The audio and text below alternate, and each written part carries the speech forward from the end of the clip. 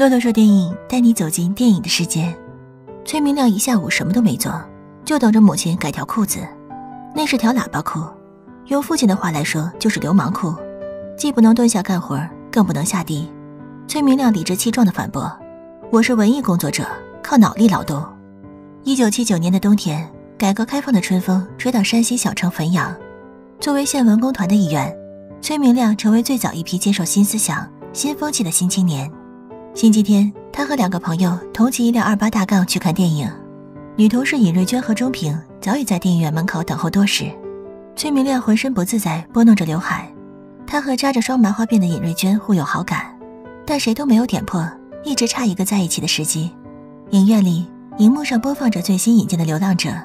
崔明亮将位置换到尹瑞娟身旁，正想做些什么，门外有人叫走了尹瑞娟。崔明亮追出去一看，是尹瑞娟的父亲。父亲是个穿制服的，平日里很是看不上文工团的人，尤其是歪头斜眼的崔明亮。在他看来，崔明亮近视都是错，就是想学人家文化人戴眼镜。崔明亮知道尹瑞娟父亲看不上自己，借口写材料匆匆离开。他站在城墙上朝尹瑞娟家望去，尹瑞娟也在屋里望着窗外的他。一扇门就像一道结界，将他们隔出2个世界。尹瑞娟试图改变现状，她告诉崔明亮，家里人安排我明天相亲，对方念过大学，是个牙医。牙医好，大医生好。自卑的崔明亮没有争取什么，他的爱如同墙角的火，炙热却又微小。从这天之后，崔明亮再也没有和尹瑞娟一起出去过。他躲在房间里，听着邓丽君的美酒加咖啡，苦闷地抽着烟。再次见到尹瑞娟是因为好友张军，张军和尹瑞娟的闺蜜钟平是男女朋友。在他们的撮合下，大家一起去看加里森敢死队。崔明亮站在尹瑞娟身后，2人没说什么，气氛却很融洽。这种融洽大大增加了崔明亮的勇气。几日后，他在城墙上追上尹瑞娟说道，别人问我你是不是我女朋友，你说我该怎么回答？尹瑞娟回答，我不知道。这本是女孩的矜持与羞涩，崔明亮却误以为是拒绝，落寞地离开了。同样落寞的还有钟平。钟平很喜欢张军，2人互相见过家长，对彼此的家庭也满意。可张军那颗躁动的心一直不想安定下来，遇见漂亮的女孩就上去搭话。钟平说他不正派，他反客为主道，谁不能有个过去？人家不是说了吗？爱一个人就要爱他的全部，包括他的过去。你不爱我了吗？这话谁说的？谁说的？一个朋友，不吸金。在保守内敛的80年代初，还很少有人将爱与不爱挂在嘴边。钟平羞红了脸，转移话题，跟着文工团下乡表演。在表演结尾，团长唱了一首《年轻的朋友来相会》，其中有一句歌词是，再过20年我们来相会，伟大的祖国该有多么美。崔明亮和张军却将歌词改编成，再过20年我们来相会，老婆7、8个，孩子一大堆。团长在会议上严肃地批评了2人，还顺便宣扬了一下即将推行的计划生育政策和文工团的未来。改革开放，文工团也要适应时代，做出改变。团长提议加入轻音乐表演，还让刚刚烫了卷发的钟平跳一支热情洋溢的西班牙女郎舞。钟平的舞迷倒了所有人，唯独漏了张军。张军一直向往外面的花花世界。钟平烫头发时，他就一直和温州来的理发店老板攀谈，打听外面的生活。果然没几天，张军就不告而别去了南方。钟平像是一下子失去活力，还爱上了抽烟。又过了几日，崔明亮收到张军寄来的明信片，上面写着花花世界真好。崔明亮看着高楼林立的美景图片，沉默良久。那也是他向往的地方，可家里和文工团体面的工作也是他无法割舍的。烦闷无聊的日子一天天过去，到盛夏时，张军回来了。他穿着喇叭裤，戴着墨镜，手提收音机，一副大城市人的派头。所有人都围着张军转，稀罕着新物件，只有钟平不远不近地站着，静静地看。晚上，收音机里放了一首林子祥的《成吉思汗》，大家不需要人教，便自学了蹦迪。枯燥平静的夜变得火热。张军的回来带来了钟平的幸福。或许是人一旦获得幸福，就想让身边的人都幸福。钟平又开始撮合崔明亮与尹瑞娟。崔明亮鼓起勇气抓住这次机会，可结果并没有如他所愿。尹瑞娟明确地拒绝了他，理由有很多，父母的反对是其一，更重要的是尹瑞娟也觉得自己与崔明亮并不合适。至于怎么不合适，尹瑞娟没说，崔明亮心里却大概能明白，无非就是对他的条件不满意罢了。爱情失意，家庭也不和谐。崔明亮回家后，父母又吵了起来，起因是父亲出差回来，母亲在他的行李中找到别的女人的衣服。崔明亮让父亲给母亲好好解释，父亲却觉得他还是孩子，让他别瞎管。24了，你都让我走动啊！放了家了。啥放了家了？父亲被训得没脸，但也没有丝毫悔意。这人到中年，突如其来的爱情让他着了迷。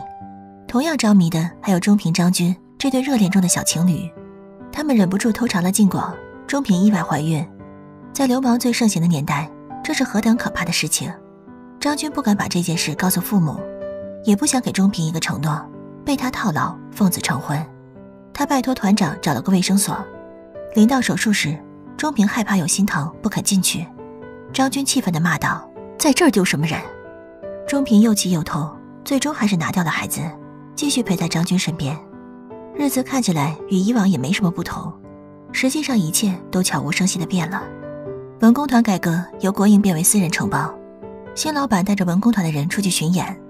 尹瑞娟因为父亲生病没去。当汽车离开县城时，崔明亮怅望地回看，仿佛在与家乡与一段岁月、一段情告别。巡演第一站到了靳家庄，崔明亮在这里遇到了表弟三明。虽然是弟弟，三明却已经胡子拉碴，驼着背，看着比崔明亮老了不少。小姨向崔明亮诉苦，三明年纪轻轻就下煤矿赚钱养家，还要供姐姐读书。如今家里贫困，娶不上好媳妇，能看上三明的，他又不想委屈了三明。小姨计划让女儿停止念书，回家帮衬帮衬三明。三明全程像个木头，没有反应。一日，崔明亮在出村的路上又看到三明，他有心载三明一程，三明却执拗地走上那条狭窄、陡峭、艰难的羊肠小道。羊肠小道的尽头是家煤矿，煤矿招工要在合同上按手印。三明不识字，让崔明亮帮忙念念：生死合同，一，生死有命，富贵在天。本人自愿在高家庄煤矿采煤，如遇万一，与煤矿无任何关系。二，如遇不测，煤矿补助每人500元给其直系家属。三，每人每天工资10元。三明没有任何犹豫，按下这份卖命合同。他没有其他选择的机会。看着三明的身影，崔明亮内心百转千回。在汾阳县城里，他是普通到不能再普通的一个，可即便这样，也是三明做梦都想拥有的生活吧。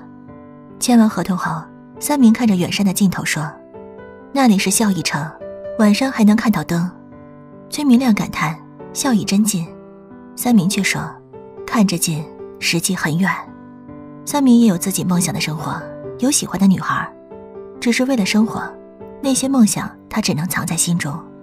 崔明亮离开的时候，三明从山上追下来，他递给崔明亮5块钱：“你把这个给我姐姐，告诉她一定要考上大学，不要回来了。”三明让姐姐走了出去，而自己义无反顾地走了回去。崔明亮继续巡演，文工团的车行驶到一半坏掉，崔明亮放了一首站台。正在此时，火车轰隆隆的声音响起，一群人朝着火车跑去。当他们气喘吁吁地跑到时，火车已经将他们远远地甩在后面。他们先是兴奋地朝着火车呐喊，一会儿又沉默下来，如同站台的歌艺一样，他们怀着爱永远在等待。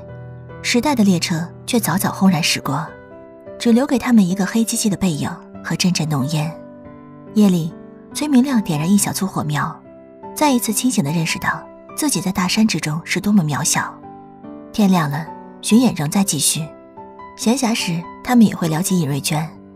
钟平说尹瑞娟其实心气儿很高，还偷偷考过省歌剧院。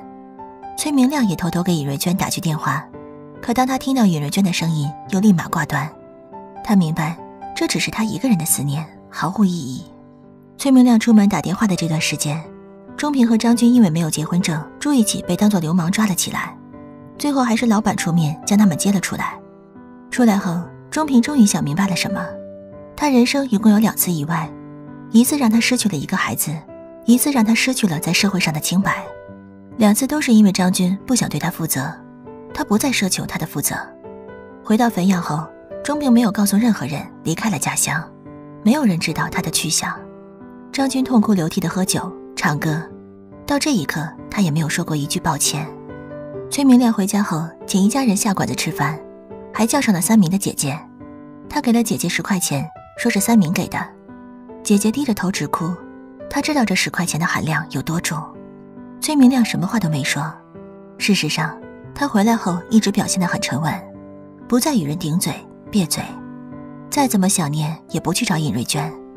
如今的尹瑞娟在税务局上班，是份很体面稳定的工作，只是到了深夜，尹瑞娟会忍不住舞动一曲，怀念刚逝去却又像是上辈子的青春。巡演再次开启时，崔明亮仍是一直朝后看着，他怀念过去，又不得不向前走。随着改革开放加深，人们的文娱生活变多，文工团的生意越来越差。尽管大家都做出变革，努力赶上时代，还是无法改变客人越来越少的现状。老板得到处求人借场地搭台子。有一回，对方要求先审查审查，双胞胎姐妹热舞了一曲《路灯下的小女孩》，到最后却被通知他们根本不是审查员，只是逗他们玩玩。双胞胎被羞辱，心情很差。老板劝道，吃这碗饭难免受点气，反正也不会少胳膊少腿的，别生气了。一阵风刮来，让人迷了眼，看不清未来。但文工团的所有人心里都明白，他们这条路已经到了尽头，他们必须得换条路走走了。文工团解散了，离别前，所有人如同度过末日般尽情狂欢，燃烧自己的青春与梦想。再次回到汾阳，自钟平走后就留起长发追求艺术梦的张军剪去了长发。崔明亮也在家里的一碗面中尝到了平凡稳定的味道。母亲告诉他，父亲在外面开了个新门市，吃住都在那儿，不回家来。我们都老了，回不回来也无所谓。崔明亮久久沉默着，人越长大，似乎就有越多沉默无解的时刻。一个周末，崔明亮和2个朋友在店里闲话家常，尹瑞娟路过走了进来，崔明亮尴尬地到门外站着，尹瑞娟主动走过来说道，你怎么不去我家找我玩？这些年来，尹瑞娟也一直没个归宿，曾经的心情都被磨得一干二净。过去不合适的崔明亮成为他现在最合适的人选。一日，崔明亮来到尹瑞娟家，2人抽着烟，有一搭没一搭地聊着，聊曾经的岁月，曾经的朋友，然后又是无尽的沉默。又过了几年的午后，尹瑞娟抱着娃娃，崔明亮在一旁的沙发上睡了过去。火炉上的茶壶发出类似火车鸣笛的声音，似乎在宣告一段历史的终结。站台是由贾樟柯编导，王宏伟主演的剧情片，是贾樟柯故乡3部曲之一。导演用平静缓慢的长镜头带我们走进80年代的生活，走进一批人的青春。正如贾樟柯在采访中说的那样，我想拍一个电影，它有漫长的时间，它有时间对人的摧毁，人和时间的斗争。我觉得不是表达对生活的失望，是生活的真相。就是当你进入到生活的秩序里面，当你被各种各样的原因体制化以后，当你的生命再也没有太多可能性的时候，你要面对的是非常漫长的时间。而在这漫长的时间里面，对大多数中国人来说，今天的生活和明天的生活没有什么区别，我们就要这样活下去。我觉得生命本身有一个秩序，它有一个起伏，青春是那个最高的一点，因为你有梦想，有希望。但是当青春过去之后，大多数人都回到了原来的生活里面，生命对他们来说到这个地方就不会再有奇迹出现了，不会再有可能性，剩下的就是在和时间做斗争的一种庸常人生。好了，今天就讲到这里，想看更多的电影解读，记得关注获取第一时间更新哦。